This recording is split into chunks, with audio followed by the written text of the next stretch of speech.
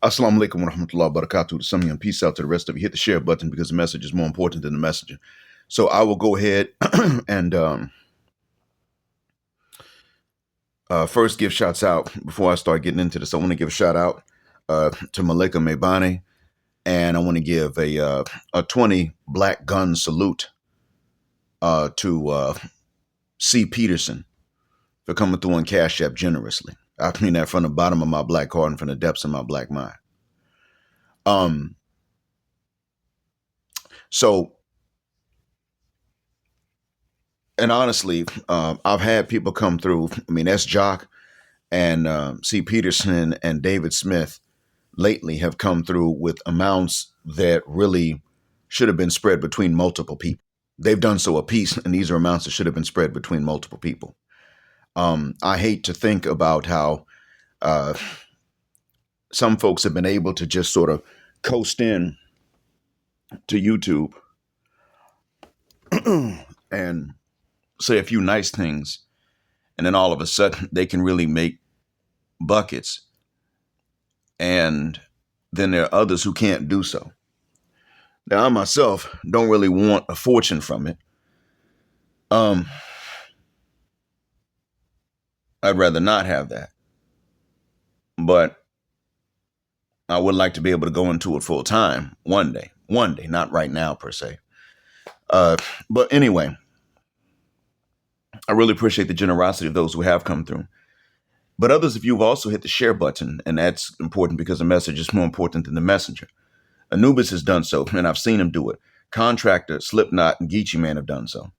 Geechee Man has even vouched for the access to the first class lounge. And as more subscribers come in, then there will be more that I'll place there and only there. And as a matter of fact, FBA to FBAA is a series, but parts 2 and 3 are only there. And that is where I will address certain things about the delineation and the unnecessary division that results. And unfortunately, I'll have to talk about another YouTuber, but I'm only want to do that on the first class lounge because something has to be reserved for those who paid. And it's got to be something of value and substance.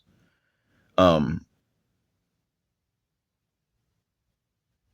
in order to find that out, you're just going to have to subscribe.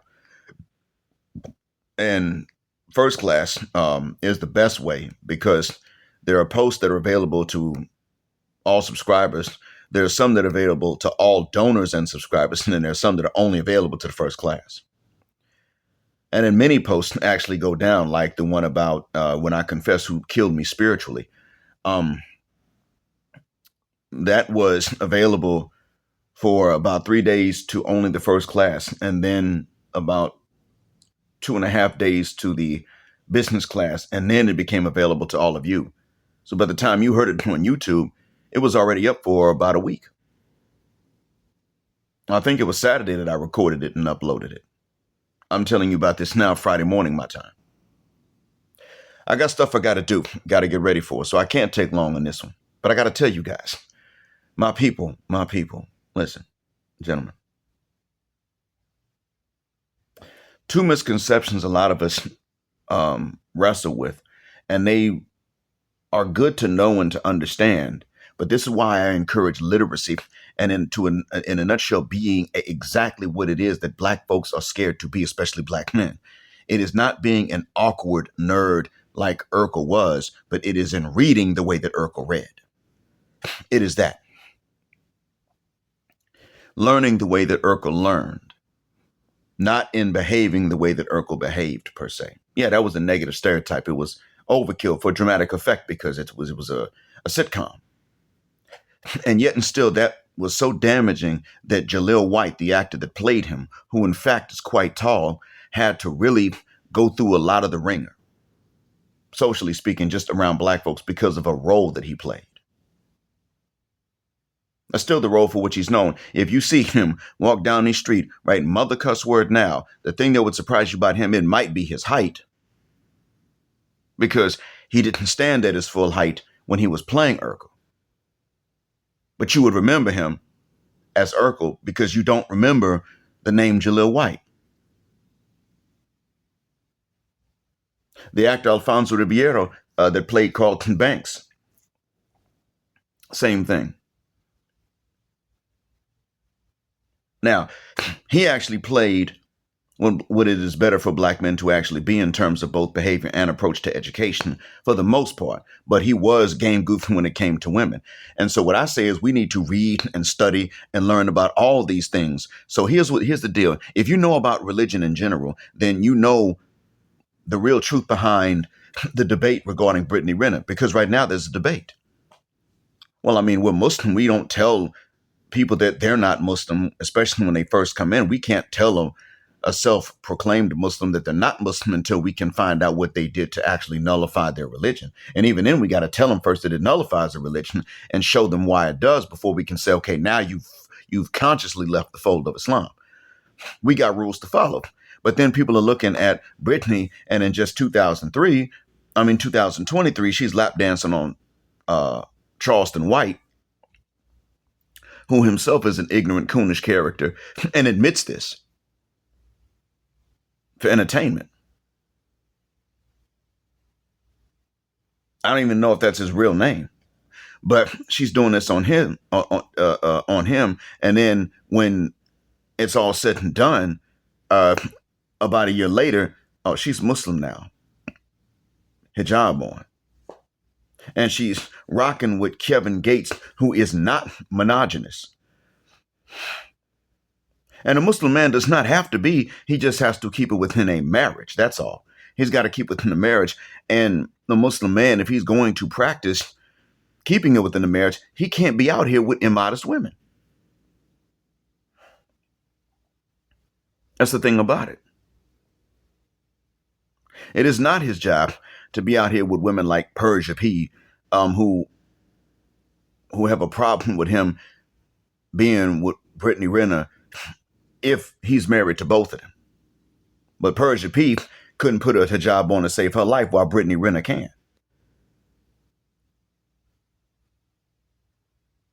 So there are all these misconceptions, and that is largely because of what we don't do and what we don't read and what we don't learn.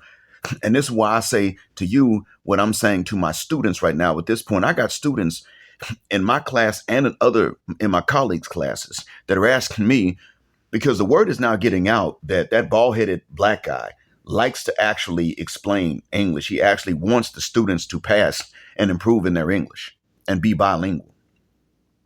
The word's getting out that despite the fact that a whole class -2 failed, and that those two even failed the exit exam, the word is now getting out that Professor Black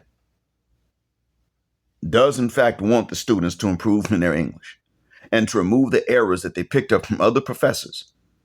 How's this word getting out? Because now the word is getting out amongst the students. Look, Professor Black will actually fix your sentences for you. If you go to him and you say, when we will take the test, he will tell you, no, Ninja, it's when will we take the test? And don't screw that up again. And the students that hear this are saying, well, wait a minute, why don't the other professors do that? We go to them all the time. When we will take the test, and they just answer with the date. And the students will text me or send me a message on the messaging app that does not require a phone number or require them to see it. Listen, let's say something like, we will have class on Sunday. No punctuation. It's not a question. And I'll write back, you forgot to punctuate the end of that sentence, and thank you for telling me, but we have class every Sunday, because the work week here is Sunday through Thursday. And then they will say, I am ask you. And then I'll write back and say, first off, you're still not punctuating the end of the sentence. And you don't say, I am ask. You say, I am asking you. And the question would be, do we have class on Sunday with a question mark at the end? Now go back and fix that. Put that into this messaging app the correct way, and I'll answer your question. Do we have class on Sunday? Question mark. And when I see that from them, then I will say, we have class on Sunday. They're realizing that I'm helping them out because they see these types of things on the questions, on the test. I'm telling you this because what I have to say to my students, and increasingly so to the other students in other classes, is this. If you are not going to be Darfur, which is their word for nerd, fuck the shuck up. Don't ask about what you can do for extra credit. Don't ask about none of this. If you are not at home being somewhat of a Darfur in the beginning, like a Carlton Banks in the beginning, then you're going to have to be Urkel at the end of the semester or you're going to fail. You ain't got no other options. You come in here with this jacked up Niglish.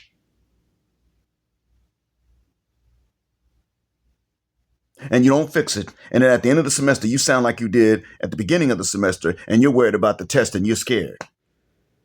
Well, I can't do nothing about you being scared. But I can tell you this, from the very beginning, I told you, the trick is that you take what the professors show you and tell you. And then you practice it at home and go back the next day so that the professor can move on with the next thing to fix and practice. And you're not always staying behind. That's what you do, dummy. And they don't go home and study. They go home and they do anything but study. And I tell them, well, then that dummy, that's the problem. And I'm saying to you, black men, you don't need to act like Urkel out in public, but you need to read like Urkel in private or like Carlton Banks. That is the key. It is not, like I said, it ain't in being awkward. Urkel was awkward. He was clumsy. He knocked stuff over all the time. Did I do that? No, that's not. Nobody can tolerate that. Neither woman nor can another man tolerate that. You can't build doing that. You knock stuff over all the time being clumsy. I'm physically clumsy because of a problem. I know it is a frustrating experience.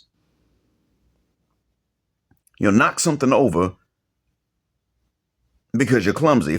And after you've knocked enough things over and upset enough apple carts and broken enough things, then you start one day out of frustration, you're going to take something and break it intentionally. You don't want those problems. But when it comes to reading and studying, that is the approach you need to have. It is exactly what the NIC community does not want us to do that we need to do. Then we don't have to argue about Brittany Renner. Is she a fake Muslim or is she real? You don't have to argue about it. The issue is this. She's too new to really distinguish between her being a fake and being real. She's new. She's a novice. But then you also understand that, like many other people, she won't necessarily know how to be thorough. She doesn't have to be fake to fail at it. She just does not know how to be thorough. Because she didn't come from a culture that said, put your nose in them books and learn something. That ain't the culture from which she comes. So now she comes in the car and look at the camera and say, Allahu Akbar. And then tell you some good things that she is actually learning in her life, because when you do change your behavior and you do it for godly reasons, you do see blessings in it. She's right about that. But then we sit up and say, yeah, but I mean, it's her and it's Kevin Gates and he's mad niggerish, even though he's supposed to be Muslim. And he is. That's really one of the ways you know that she ain't going to learn a lot. That's one of the ways you can tell that she ain't going to get a lot of what she needs. He might be in a street nigg wisdom, and I said it like that intentionally, street nigg wisdom, but he's not very thorough when it comes to self-discipline. And I say self-discipline because that's something you do. You don't let others come along and discipline you. You do it yourself. Instead of other people having to tell you what to do, you come in and you do what you got to do on your own for the right reasons, and then nobody's got to tell you anything.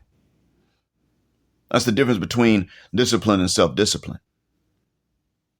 You're not going to come to me and tell me, hey, listen, black, you got to do X and Y and Z. No. You won't tell me that. I'm going to come to you and I'm going to say to you, here's the deal. I'm going to do this on my own because it's the right thing to do. And I know it's the right thing to do. Now, that over there may or may not be right. It may be important. It may not. I don't know. The scholars would know better than I do, but I'm not a scholar. So I'm not going to get into the debate. But what I am sure about, I'll go ahead and enact on my own without you shouting and barking orders at me like some sort of spiritual drill sergeant. I don't need that, nigga. That's the difference. He ain't got that. Yet. Not as far as we can tell from the outside looking in. If we're going to sit up and debate about this sort of thing, we have to then stop and think about our own subconscious minds and why we're not debating with Rillas Black. I don't even know what her new name is. But why are we not debating with Rillas Black? It's real simple. She's been out of that game for a while, and she's not putting herself on camera as much. That's why. And her body counts, it's probably, I assume it has to be higher.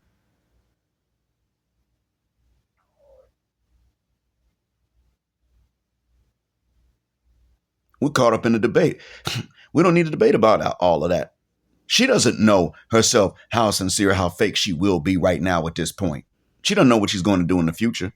That's part of being anybody. It's just the Muslims are always reminded of this.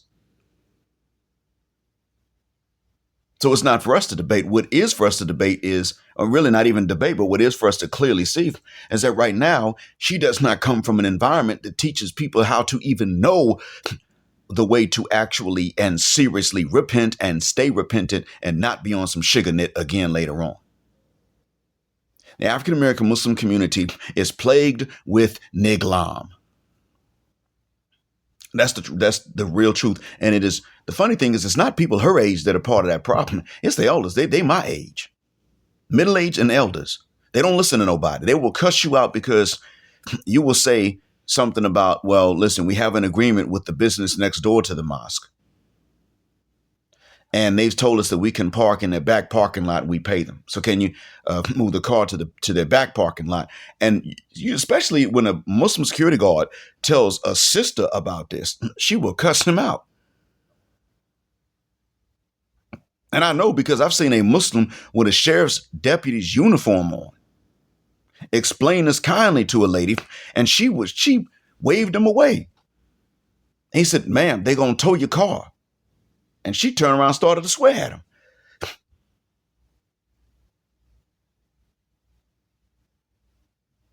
I saw that and I said, you got to be effing kidding me. I cannot believe this. You no good mother cuss word. With your long flowing robe on and your hair wrapped up, and you sitting up here just cussing a mother cuss word fool because he explained the parking policy so you don't get towed. She was older than me at that time. I was in my late 20s, I think. And here she was on some niglam.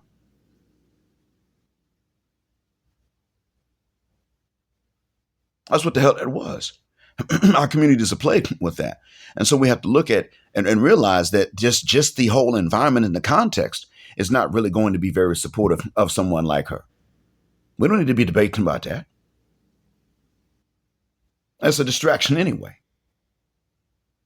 It's one thing to look and pay attention to so that you can understand what's going to happen later on. And yes, BOA, actually, who's not Muslim, is right about one particular thing, and that is that we are not to be the dumping ground for people who screw their lives up and then decide to come join us. But the problem is the Black American Muslim community has already refused to be that.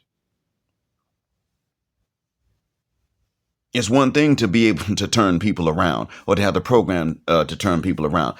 But we're not at that point now where we're winning that. Now we're at a point where many people are coming in with a jacked up life and bad habits and nigger swagger, and then they want to retain that in the mosque. And we don't need that. Cats had felonies and still had firearms under the seats, and guess what? They're still doing it.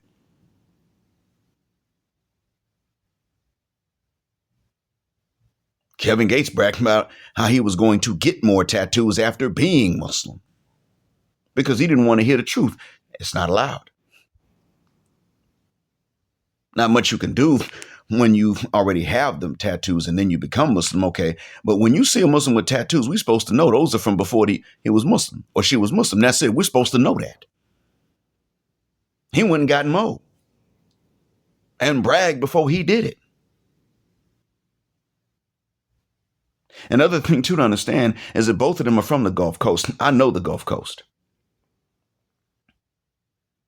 The Gulf Coast is just, it's messy. It's home to me to a certain extent. I understand it, but it's messy.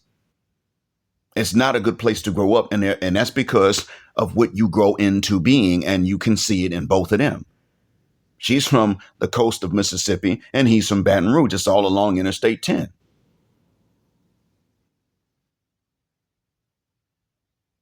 It's gigabosity.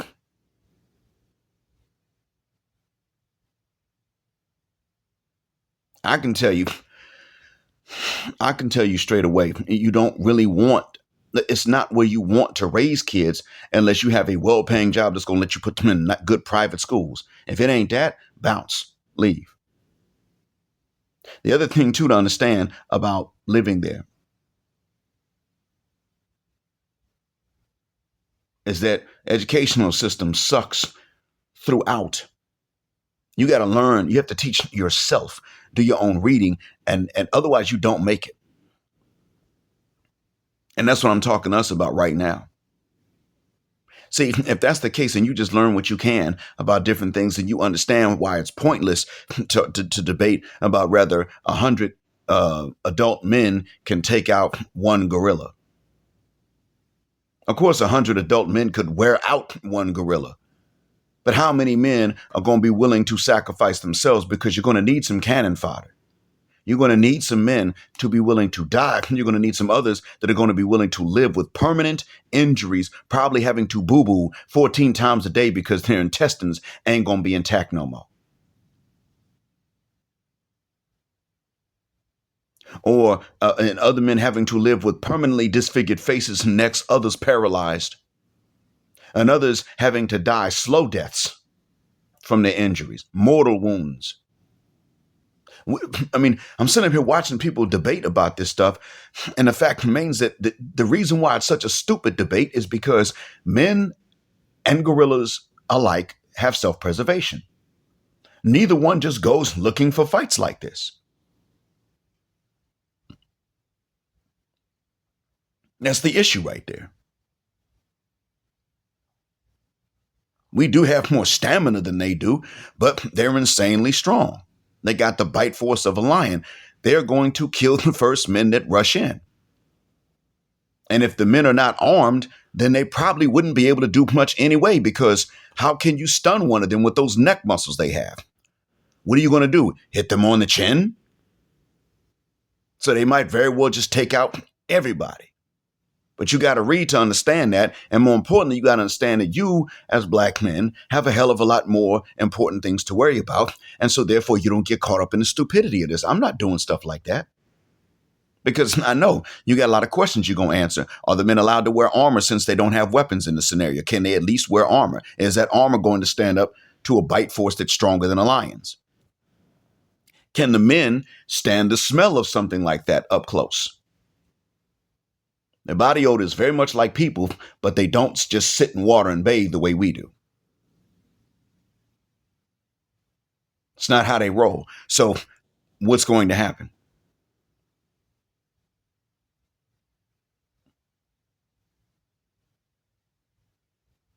So in a nutshell, we start getting caught up in these debates that don't really help us out. And if we read, we will be able to look at these debates and say, they're not even constructive. Never mind. Leave it alone. We don't need to talk about that.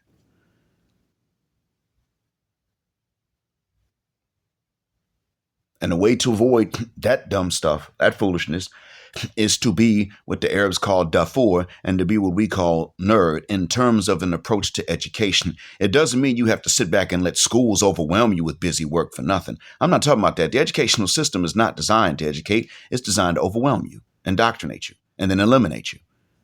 I get that. You got to go through it anyway as a tactic, not because it's just the right way to go per se. No, school is not morally right per se. It's just necessary.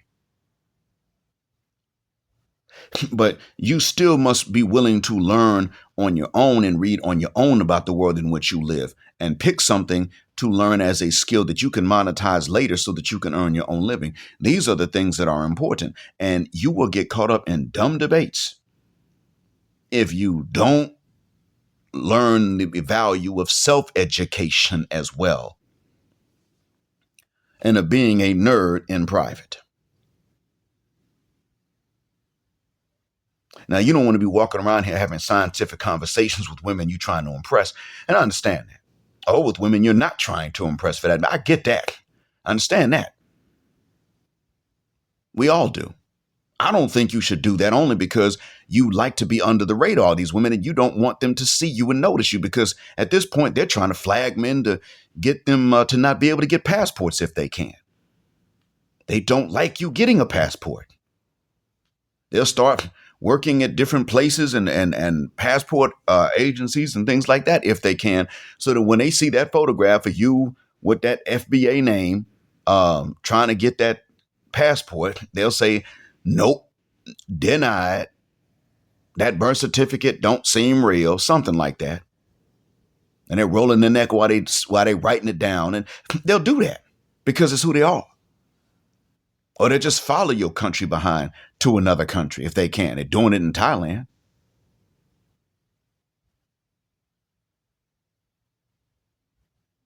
They're going Ethiopian doing that stuff. They've done that to some guys that went to Addis Ababa. Hell, they'll see an American man married to a local woman, they'll befriend her, and as soon as they're away from that man, they'll turn around and tell the Ethiopian wife, man, these American niggas ain't worth a dime. You know he only with you because he couldn't get one of us. Now, even a traditional woman that doesn't think about that stuff on her own can be weakened in her resolve if you tell her that that's why that man flew all the way from his home country over there. A traditional woman could get ruined by something like that. Everything was fine. She loved you. You loved her. Along comes this Yankee sister, befriends y'all both. Soon as you ain't there, she tells your wife this. Your traditional Ethiopian wife could look at her and be like, girl, that's strange. And still, when you walk back in the room, she starts looking at you to see if if this strange stuff she heard from her American friend is true. After all, she is the same nationality and culture as you, or so she thinks. Then she's looking at you and she's like, what did American women think of him? Because if none of them wanted him, well, no, I don't want him either. I'm not going to be with him because no one else wanted him. I'll be with him because I'm the one he wants, but I'm not going to be with him because no other woman wanted him. Traditional women who may never think about that on their own still are easily swayed to think the wrong way when it's introduced to them.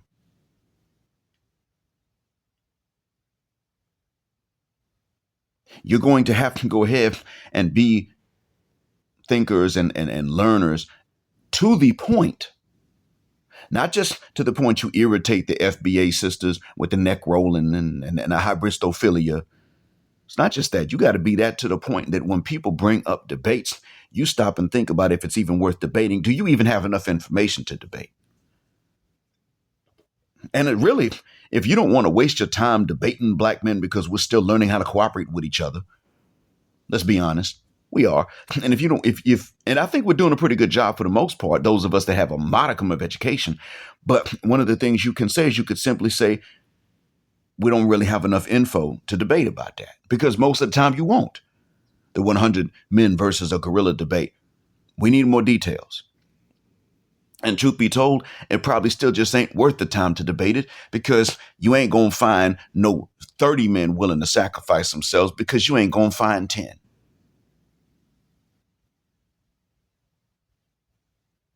And without weapons, what the hell are these men going to do? Bite the gorilla? We got about 1/12 of their biting power. Stupid stuff to argue about. What we could say when presented with these dumb and distracting arguments is simply put, you know what? Let's let this play out. So how do you deal with the distraction of the Renner argument? Simple. She probably don't know enough now to know sincerity from fakeness yet, except by intention, but we're going to see what she does. Let's look at the evidence. If we're going to debate about it all, okay, well, I mean, she with Kevin Gates now, never mind. And the thing is, in all honesty, people are debating about whether that's a mismatch. It's not a mismatch. No, they are not really a mismatch. She's not that academically inclined, and neither is he. They got street nig wisdom, both of them. So, as far as I'm concerned, they're a good match for each other. For now. She might wind up outgrowing him in maturity and faith.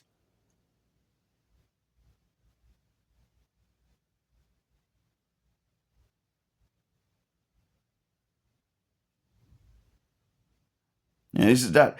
What you think his body count is? It may be more than hers and maybe less than hers, whatever the case is. But you know what? They both been in that lifestyle. Neither one of them is exceptionally self-disciplined below the waist. The difference is that for him, it's probably going to be biology. For her, it will be a combination of biology and connivance.